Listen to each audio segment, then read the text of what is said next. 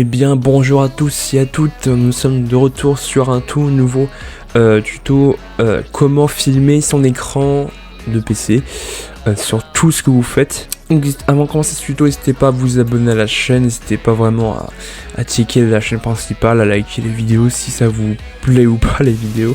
Donc c'est parti. On va commencer par les logiciels. Vous avez plein de logiciels qui sont à disposition. Certains sont plus ou moins gratuits ou payants. C'est rare d'avoir un logiciel payant pour filmer son écran. Généralement c'est gratuit parce que ils vont pas demander à payer 30 balles pour filmer ton écran. Donc on va commencer par Streamlab. J'utilise très rarement Streamlab. Donc voici Streamlab. Perso je préfère OBS Studio en fait. C'est un peu plus facile là, c'est un peu... Ouais ça va encore mais bon. Je préfère OBS Studio, tu vois, c'est... J'ai testé entre les streams, entre OBS Studio et Streamlab, les deux sont pareils. Donc après à vous de choisir, voilà, vous choisissez à peu près quel logiciel vous plaît le mieux. Donc, personnellement je préfère OBS Studio, donc en description le logiciel, vous avez juste à télécharger, etc. N'hésitez pas vraiment à mettre en commentaire si vous voulez ou pas un tuto complet sur OBS Studio ou alors Streamlab, c'est pareil aussi, vraiment c'est la même chose, même sur ceci on a vraiment les mêmes trucs, ça c'est pareil aussi. Donc on va switcher sur OBS maintenant. Et donc voici le fameux OBS Studio sur votre PC. Donc je vais mettre aussi en description le logiciel. Vous avez normalement trois compatibles systèmes d'exploitation. Vous avez Linux, Mac et Windows 10 et 11. Donc voilà, OBS Studio c'est vraiment pareil, sauf que c'est un peu plus sexy on va dire comme ça de logiciel. Alors OBS Studio, on va parler beaucoup plus sur ce logiciel là, pourquoi il est bien, pourquoi il est bien simplement pour les streams et les recs. Les recs en fait c'est l'enregistrement vidéo, donc si on va en parler un peu, et c'est... Ouais ça va vraiment, c'est un bon logiciel, c'est pas non plus de la merde. En stream ça va, il est pas mal. De toute façon c'est juste pour afficher l'image, donc on s'en fout après le reste. Et je vais montrer quelques paramètres pour vous vraiment, suivant mon carte graphique et votre processeur. Le stream ici, vous avez plusieurs logiciels, vous allez encore afficher tout, vraiment vous avez tout ça en liste, vous pouvez streamer via OBS Studio, c'est vraiment cool. Amazon, Angel Thumb, truc que je connais pas trop, bon voilà. Cam 4, alors Cam 4, alors ça c'est pas un truc pas très catholique on va dire comme ça, c'est autre chose, voilà, je vais laisser Jean-Michel expliquer ce que c'est que ça, mais bref, du coup dans la sortie vous allez être en mode avancé, un mode simple vraiment c'est vraiment mode simple, personnellement c'est plutôt pour les personnes qui savent vraiment pas ce que c'est, donc je conseille de mettre en mode avancé. Déjà pour le stream vraiment je conseille de mettre HEVC, c'est mieux on va dire pour le stream parce que vous avez une meilleure qualité d'image. Pour rappel, HEVC ça remplace le H.265. Attention, c'est uniquement pour les RTX 4000 et les futurs RTX 5000. Mais aussi, normalement, vous avez AMD HEVC aussi normalement pour les côtés RX 7000. Donc ça va en fait des nouvelles puces des générations comme Adder Lace et l'autre puce graphique de AMD Radeon, ils ont en fait H.65 qui sont beaucoup mieux optimisés contrairement au bon vieux H.64. À ce qui paraît, les RTX 3000 ont le H.64 News, donc c'est une nouvelle version H.64 uniquement pour les RTX 3000. Contrairement au GTX 900, vous avez les H.64 mais le vieux H.64. La différence c'est quoi en fait? La différence, si vous zoomez bien dans un moment dans un jeu, on va prendre l'exemple de Warzone, si vous prenez un sniper, vous visez, vous voyez un peu dans les lunettes, on voit au loin. Et si on compare les deux encodeurs, H.64 il va avoir plus de floutage au loin, de pixels qui va apparaître, contrairement au HEVC. HEVC on verra beaucoup moins. Mais ça sera lié aussi au taux de mégaoctets de bitrate sur internet en fait. Plus vous mettez un nombre énorme, plus la qualité d'image va être colorée, beaucoup plus belle et moins pixels.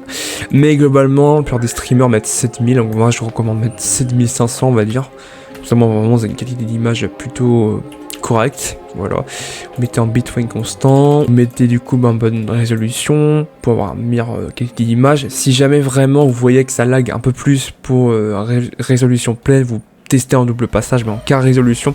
Si vous voyez vraiment que ça lag un peu moins mais en passe unique, attention, qualité d'image va être un petit peu saturée, donc je conseille vraiment de se sacrifier votre processeur, ou alors sacrifier votre jeu en mettant en mode faible pour un peu gagner en performance. Deux options ici, je vous conseille de les activer parce que vraiment j'ai testé, s'il n'y a aucun truc différent. Ça vous touchez pas. Enregistrement vidéo, vous mettez Nvidia NVENC HEVC, meilleure qualité d'image. Pas réussi dans les vidéos, enregistrement, vous mettez, vous enlevez les deux options.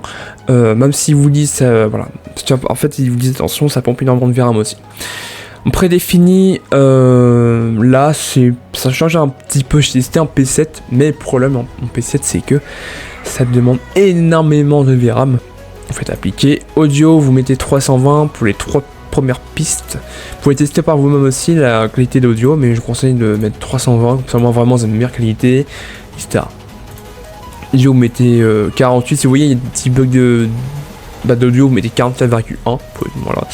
Stéréo, vous laissez stéréo.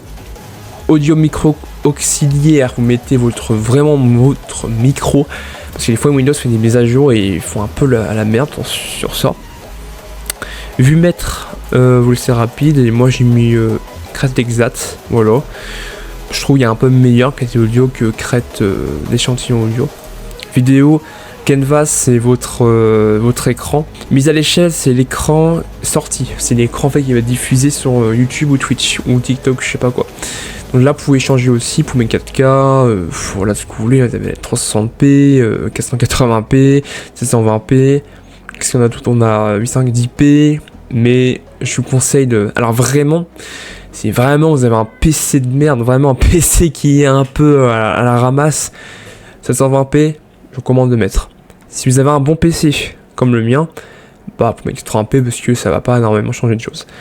Là vous mettez valeur courante, 60 fps, vous mettez bien 60 fps, sinon ça va laguer un peu, c'est pas très... on va dire pas très attirant pour le live, parce que j'ai pas envie de trop regarder un live à 30 fps, parce que quand je joue sur ma PS4, la qualité du processeur vous mettez en haute, c'est vos processeurs, vraiment c'est meilleure performance dans les jeux et dans OBS Studio. Là vous laissez comme ça, là vous laissez comme ça aussi. Là vous mettez comme ça. Game de couleur YUV, vous le mettez complète, ça va afficher beaucoup plus de coloration. Quand vous allez streamer rec, c'est meilleur. Et puis le reste vous touchez pas à ça, parce que sinon vous allez faire des conneries sur OBS Studio. Voilà pour OBS Studio. Donc voilà pour ce qui va être OBS Studio. Prochain logiciel. Pour l'application Nvidia, vous pouvez mettre un jour vos cartes graphiques via le pilote. C'est un truc automatique. Si jamais il y a écrit en vert installé, vous installez vraiment avant de jouer à tous vos jeux. C'est important, vraiment, ça accroche pas mal de problèmes de failles sur votre carte graphique ou même de gaming. Ça fait gagner pas mal de FPS, enfin pas mal. On va dire entre une fourchette de 5-10 FPS maximum, vous pouvez gagner juste rien que mettre à jour vos cartes graphiques. C'est important, vraiment, c'est la chose la plus importante dans vos cartes graphiques. Que ce soit AMD, Nvidia, Intel, c'est vraiment la même chose. Je mettrai tout en description, les liens utiles vraiment, comme Nvidia ou alors même AMD, pilote automatique, mais ça moi c'est juste un graphique AMD. Je mettrai bien vraiment entre parenthèses quelle version c'est pour les RTX 4000 ou RTX 3000, etc. C'est vraiment important, vraiment. Faut vraiment mettre à jour ce graphique une fois par mois, faut vérifier une fois par mois, voir si c'est pas mis à jour. Donc après, tu peux optimiser tes jeux sur l'application Nvidia, comme Forza ou etc. Généralement, il vous dit l'application recommandée, donc c'est suivant votre PC. Si même vraiment dans un PC pas trop puissant, il va vous dire bah tiens, vous mettre ici au milieu ou etc. C'est l'application qui suggère. Là, si vous avez, vous pouvez paramétrer aussi votre écran via l'application, c'est un peu plus speed. Donc en fait là vous pouvez, moi j'ai un écran de 140 Hz, donc je mets 140 ou 100 ou voilà. Moi je suis en 140K, c'est largement assez. Accéder comme moi pour enregistrer son écran via l'application Nvidia, vous faites Alt plus Z. Il va y avoir un petit écran ici qui va s'afficher. Alors il y a un moment donné, c'était un peu mal optimisé quand on mettait ça. Donc pour paramétrer vos audios, etc., vous avez un petit engrenage paramètres. Pour savoir les raccourcis, vous allez là, tout est indiqué, certains sont pas admis parce que je peux pas besoin de mettre. Après afficher à tête haute, c'est pour les performances, etc. Moi j'ai pas encore mis parce que c'est un peu chiant. Audio, attention à l'audio, ça modifie via Windows le volume de votre micro, faites gaffe à ça, faut pas que le son soit un petit peu saturé. Je vous conseille de faire à peu près comme moi. Moi je mets à peu près entre 12 ou 20 ou même 15 maximum. Et là un micro pour moi, après moi j'ai un micro USB, vrai micro, donc je mets pas 100 parce que sinon ça va saturer le son. Voilà, capture vidéo là vous modifiez sur votre connexion internet.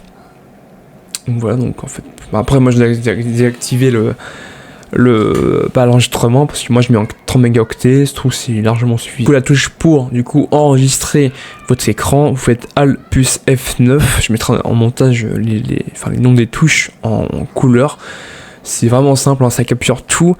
Alors moi il vous dit un message au milieu, si vous enregistrez votre écran comme moi, il vous dira est-ce que vraiment vous voulez activer l'écran de bureau. Moi je me dis oui, sinon il ne va pas activer, vous ne pouvez pas enregistrer votre bureau. Voilà. Donc j'espère que tout vous aura été utile, n'hésitez pas à en mettre en commentaire si vous voulez ou pas un tuto un peu plus complet sur un des logiciels que je vous ai montré, comme Streamlab, OBS Studio, voire application Nvidia. N'hésitez pas vraiment à mettre en commentaire si vous souhaitez ou pas un tuto. Allez, ciao.